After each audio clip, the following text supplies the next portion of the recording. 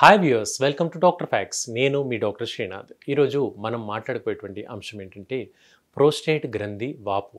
మగవారిలో bladder కింది భాగంలో ఒక బాదాం గింజ, బాదాం పప్పు సైజు ఒక గ్రంథి ఉంటుంది. దాన్ని ప్రోస్టేట్ గ్రంథి అంటాము. ఈ గ్రంథి సుమారుగా 50 నుంచి 60 సంవత్సరాల ఏజ్ వ్యక్తుల్లో వాపుకు గురయ్యే ప్రమాదం ఉంది. ఆ విధంగా అది వాపుకు గురైనట్లయితే మూత్రనాళం అనేది ష్రింక్ అవుతుంది, దగ్గరికి అయిపోతుంది. దానివల్ల యూరిన్ అనేది ఫ్రీగా రాదు. ఇది ప్రోస్టేట్ గ్రంథి యొక్క వాపు. దీన్ని బీపీహెచ్ అని అంటాము.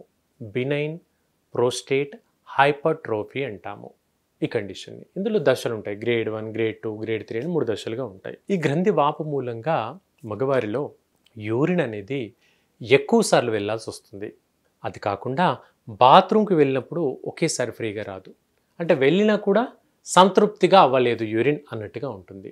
ఒక్కోసారి యూరిన్ డ్రాప్స్గా పడిపోతూ ఉంటుంది. మంటగా ఉంటుంది.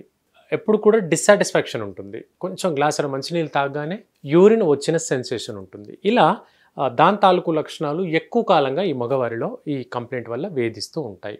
దీనికి చాలా రకాల మందులు వాడుకుంటారు, సర్జరీలు కూడా ఉంటాయి. ఇక హోమియోపతిలో దీనికి సర్జరీ అక్కర్లేకుండా చక్కగా తగ్గించుకోవచ్చు. ఈ కంప్లైంట్ అసలు ఫస్ట్ ఉందా లేదా అని తెలుసుకోవాలి అంటే 2 రకాల పరీక్షలు చేయించుకోవాలి. ఒకటిది స్కానింగ్ పరీక్ష, పెల్విస్కి స్కానింగ్ పరీక్ష అంటాం, అది చేయించుకోవాలి. రెండవది ఆ ప్రోస్టేట్ గ్రంథి ఉందా లేదా అంటే పిఎస్ఏ టెస్ట్ అంటాము. ప్రోస్టేట్ స్పెసిఫిక్ యాంటీజెన్ టెస్ట్ అని అంటాము. పిఎస్ఏ పరీక్ష. ఈ పరీక్ష ద్వారా గ్రంథి వాపు ఉందా లేదా, గ్రంథి ఏమైనా క్యాన్సర్ తాలూకు లక్షణాలు ఉన్నాయా అనే అంశం కూడా తెలుసుకోవచ్చు.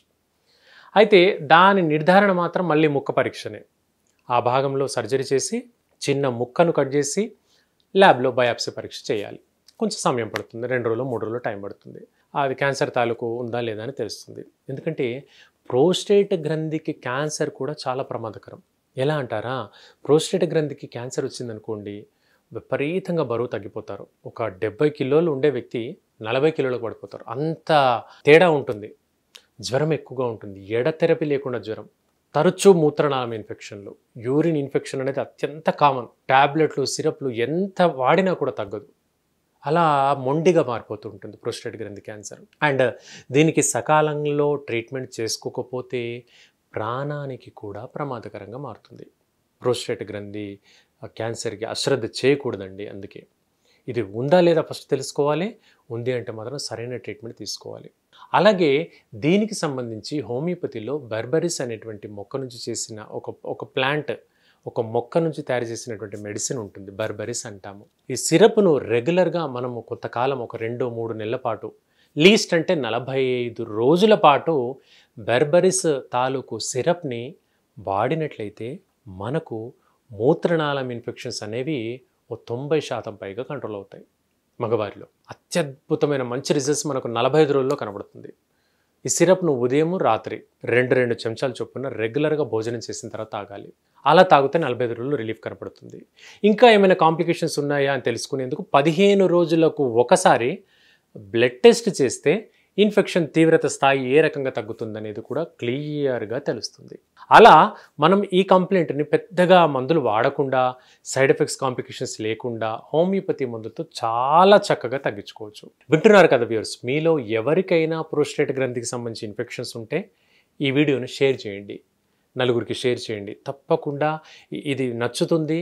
ఈ సిరప్ వాడిన వ్యక్తులకు మంచి రిజల్ట్స్ కూడా వస్తాయి. అండ్ అలాగే ఒకవేళ ఈ కంప్లైంట్ ఉండి ఎవరైనా కీమో కానీ రేడియేషన్ థెరపీ కానీ చేయించుకుంటున్నా కూడా వాటి యొక్క సైకిల్స్ని కూడా తగ్గించుకోవచ్చు. అంటే వాటి ట్రీట్మెంట్ని కూడా మనం తగ్గించుకొని హోమియోపతి విధానం ద్వారా సంపూర్ణంగా ఈ కంప్లైంట్ నుంచి బయటపడేటువంటి అవకాశం ఉంటుంది. సో వ్యూవర్స్, ఇదండి ఈ ప్రోస్టేట్ గ్రంథి వాపుకు సంబంధించి. రేపు ఇంకొక మంచి టాపిక్తో మనం డాక్టర్ ఫ్యాక్స్లో కలుసుకుందాం. Thank you.